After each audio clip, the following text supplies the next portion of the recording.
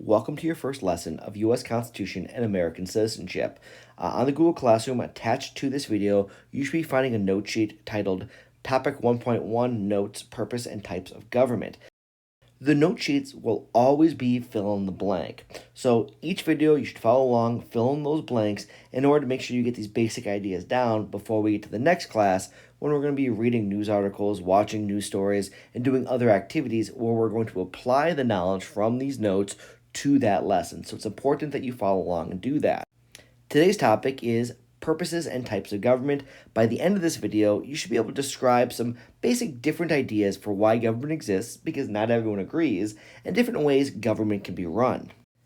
Each lesson of notes is going to be divided up into what I call different key questions. So you'll notice this in your notes to follow along. The first topic is key question number 1, what is government in the first place? A basic definition of government is simply a system designed to create and enforce rules. Essentially, governments are things that people create in order to help decide what is okay and what's not okay, and what to do when someone does something that's not okay. Now, there's not just one type of government. There are multiple types of government, and you're going to be responsible in the unit assessment of being able to identify different types of government, different ways of organizing government power. So, for instance, the very first type we're going to discuss is called an autocracy. Autocracies are government where a single person is in charge. Now, you can see here at the bottom of the screen 4 different individuals who are autocrats. They're the single person in charge of their entire government, whether it's a king, whether it's someone who calls themselves a president, or whether it's someone who calls himself a Führer. Either way, these individuals at the bottom of the screen have absolute control over everyone and everything within their countries.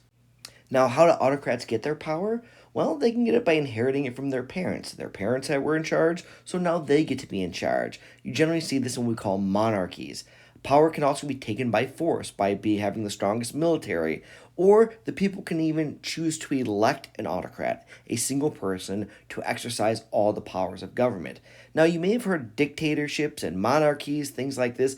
Those are just different styles of autocracies, but essentially they're still an autocracy, a government where a single person has control over all forms of power within a government. A second style of government is called a theocracy, or a government run by religious leaders. In these governments, all laws are based on the religious teachings of the dominant religious group. Now, this doesn't mean the religious group where that the majority of people are members of. It just means the religious group that has control over the levers of power within the government. The bottom left is a theocracy run by Islamic law in Iran. The middle would be a theocracy that some would argue exists in the state of Israel. And the bottom right is a Catholic theocracy, a type of Christianity in Vatican City, which has its own separate government.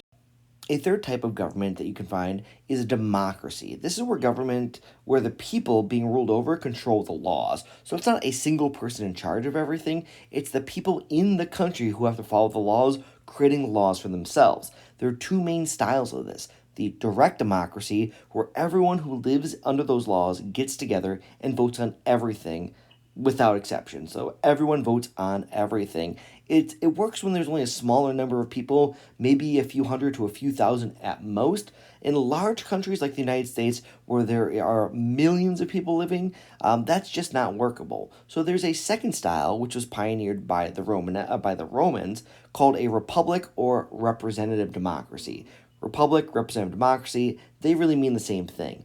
This is a type of democracy where instead of the people voting directly on all the laws, the people instead vote for leaders who then make decisions about the laws for them, and then the people who live within the republic can decide to continue to allow those people to continue to make the laws, or they can vote them out and choose other leaders to make new laws. So in this way, the people still have control over what can and cannot be done in their land. Another type of government really isn't a government. It's anarchy. Anarchy is when people say that, in general, people are mostly good and we don't need a government to make rules about what can and cannot be done. Instead, people should just be allowed to live their lives, do what they want, as long as it doesn't hurt other people, and can just make decisions for themselves without a government agency creating laws. All right, we finished the first key question. Now we're on to the second section, as you notice by the Roman numeral 2 at the top.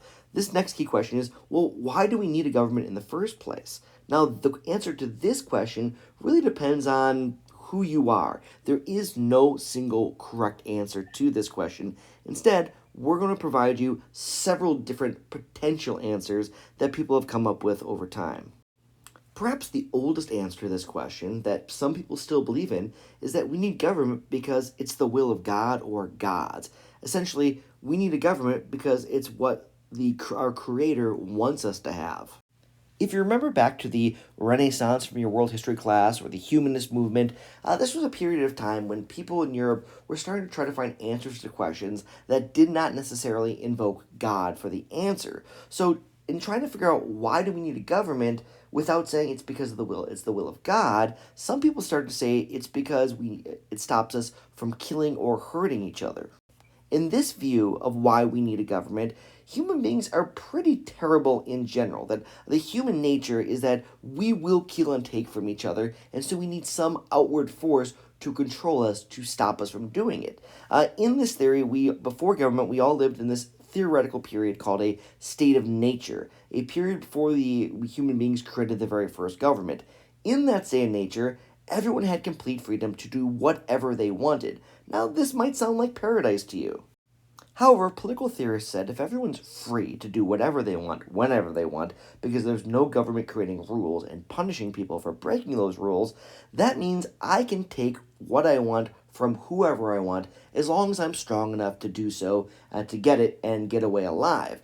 This would result in the strong taking from the weak, and eventually everyone would be miserable, even the strong, because after all, everyone needs to sleep sometime, which means everyone's vulnerable at some time, so everyone's going to live a short and miserable life. So political theorists said, this is why we need a government. It's created to protect us from the bad parts of this state of nature, essentially to protect us from ourselves and from each other. That's why we need a government. This is obviously a very pessimistic view of human nature and who we are as a species. However, not everyone had this pessimistic view of human nature. Other people who tried to answer the question of why do we need a government assumed, look, people are generally good, but, there is conflict. Conflict always arises. Misunderstandings always arise. And so government helps us keep things running smoothly. It essentially keeps everyone on the same page so that, we all know what is okay and what is not okay. We all know that if you do something, this will be the punishment. So essentially, we need a government to make the rules clear so that everyone knows what the expectations are when living together in a certain area. For instance, if you're living in Louisiana, you know that if you order a pizza to be sent to someone's house and they don't know that you're sending the pizza and they don't want that pizza, then you can be charged a $500 fine. Or in Maine, if you're living there, it's illegal to keep your Christmas decorations up after January 14th. So you know that you need to get those down before that deadline. This way, everyone knows the expectations ahead of time. And yes, these are real laws. A fourth potential answer to this question of why do we need a government is simply we don't. This is the answer that anarchists would give. Anarchists are the people who favor anarchy, a lack of government. In this worldview, people are generally good and will generally do the right thing most of the time. We don't need a government threatening us with punishment if we don't do the, quote, right thing. Instead, if you leave people to their own devices, ultimately, they will do what's right. We don't need a government threatening punishment. Examples of this can be seen at protests. When there's large protests happening somewhere, generally what happens is people show up called street medics. Now, street medics are people with basic first aid training who show up to help just in case someone gets hurt and they need, basic health needs taken care of, bandages, things like that. No one pays the street medics to be there. They just show up because they know that there might be a need and they show up to do the right thing to help. They have training and they show up. Other examples can be seen after hurricanes or earthquakes, other major disasters. You'll generally see in a lot of communities people donating supplies, sharing what resources they have, helping each other out. Not because the government's telling them they have to, but simply because they know it's the right thing to do and they do it. Or another great example over here on the left side, program that used to exist called Santas Without Chimneys. This was started by a nonprofit that I helped start where no one told us to go and help homeless kids get Christmas presents, but instead, our organization gathered donations and matched those toy donations to children who were highly transient or had no home so that on Christmas morning they would have gifts to open up. No one tells people to do these things. Instead, people are naturally good and will help out where help is needed. Therefore, we don't need a government to punish us for doing the wrong thing. Now, there will never be a single, quote, correct answer for why do we need government. People have been fighting over this question for hundreds of years, thousands of years, and people will continue to fight over this question long into the future. There is no one right answer. It really depends on your view of human nature. Now, just like the question of why do we need a government or what type of government should we have, there's no one right answer to those. The next key question we're going to address is, where does government power come from in the first place? This is another question that has not been settled. People have been fighting over it for a very long time. People will continue to fight over it pretty much forever. So I'm going to provide you with some potential answers for where government power comes from. You're going to have to decide for yourself what you believe. Just like some people say government exists because their god or gods want it to exist, those people are also likely to say that government power comes from God or gods. The idea being some all-powerful deity set up the government and picks who's in charge of it. In this view of government and government power, government really is just an extension of the will or power of whatever god that you worship. This means there are no limits to what the government can do, because if there's a limit to what the government can do, that means there's a limit to the power of the god that you worship, and that just doesn't sit right with most people when they worship all-powerful deities. Now, the drawback to this is that if you disobey the government, that means you're disobeying the gods. And that means that you will be tortured in hell for all eternity, depending on your religious belief system. If you stop and think about this, this opens the door for a lot of abuse in government with government power. So you can see why a lot of people may not agree with this answer to the question of where government power comes from. A second way to answer the question of where does government power come from is simply violence. The government is stronger and has more weapons. Their power comes from the fact that they threaten violence if we do not obey. This means the government can make any rules they want as long as they can scare us with those consequences of not following the rules. In this answer to the question, where does government power come from, if you truly believe it comes from violence and you run the government, that means you need the strongest, biggest police force and military force possible in order to make sure that people follow your rules. This is a pretty pessimistic way of looking about government. It may be right, may be wrong, that's up for you to decide. Authoritarian-style governments or autocracies generally really like this answer because it justifies the violence they use against their people. A more optimistic view of where government power comes from is the people themselves. In this view, government is an extension of what the people who live under the government want it to do. The people are in charge. So government power doesn't come from violence. Government power doesn't come from some all-powerful god. Government power, instead, in this view, comes from us, the people. This means governments are limited to make the rules that we agree with. Since we have the ability to give government power, that means we have the ability to take that power away from the government. So if they use the power we've given them to do things we don't like, under this view, we then have the power to get rid of that government and give the government power to someone or something else that will then do what we want it to do. Again, you have to decide for yourself where you think government power comes from. There is no right or wrong answer to that last key question. Government power can come from the god you worship, could come from the fact that government's just stronger and controls more violence than you do, or you could believe it comes from us, the people who live under the government.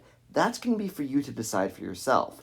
The next question we want to address is, okay, well, do we have any rights under a government? That's something that we're going to be exploring about the rights you have under our government throughout this semester.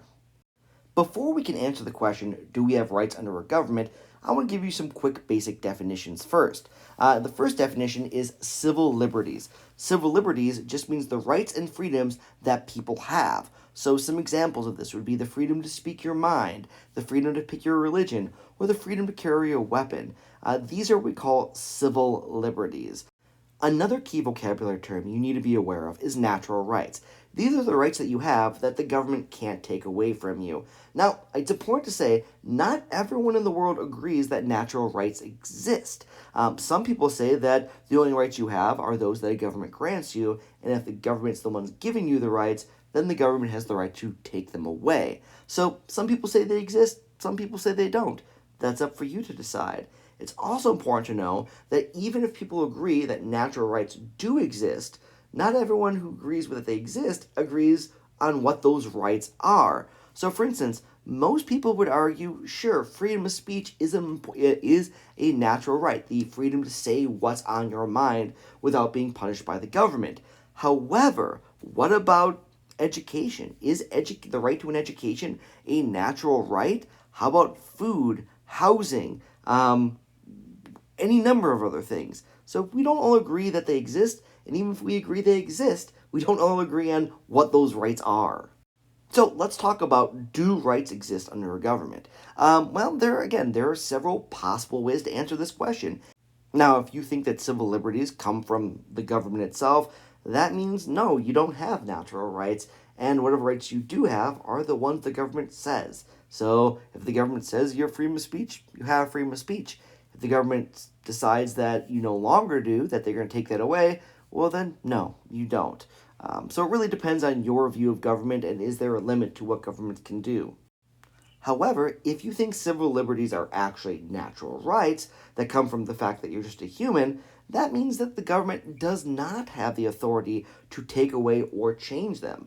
In this view, governments are not all powerful. They're shackled, they're chained and limited in what they can do and what they can take away from you. All right, I have given you some topic questions that I want you to be thinking about. I said there's no right or wrong answer. It's up to you to decide the answer to those questions. But I want to end every note with this last section. I want you to go back to the top of your note sheet or to the beginning of the video, and I want you to, in that note sheet at the very bottom, rewrite what today's goal is. You can write it word for word, you can put it in your own words, but I want you to write out the goal of this video again so that you can, again, reaffirm you know what it was I wanted you to do in this lesson. Then, I want you to find 3 facts from the notes that help show you know where you understand that goal. Finally, I want you to stop and write a question that you still have that could help you better meet the learning goal. Everyone, if you stop and think, has a question. Please don't leave this blank. Don't say all my questions were answered. Everyone has questions. Show me you're thinking about the topic. I will respond in the Google Doc to you so that you have the answer to that question. What I really want here is to show me you're thinking. Show me you're engaged with the lesson. All right, now thank you for getting this done. This should be done before our next class. If you're watching it after class, well, the new lesson will make less sense to you. But this information is important. It will be on the unit test and the final exam. Please reach out if you have any further questions, or absolutely write those questions down at the end of the note sheet. Have a good day.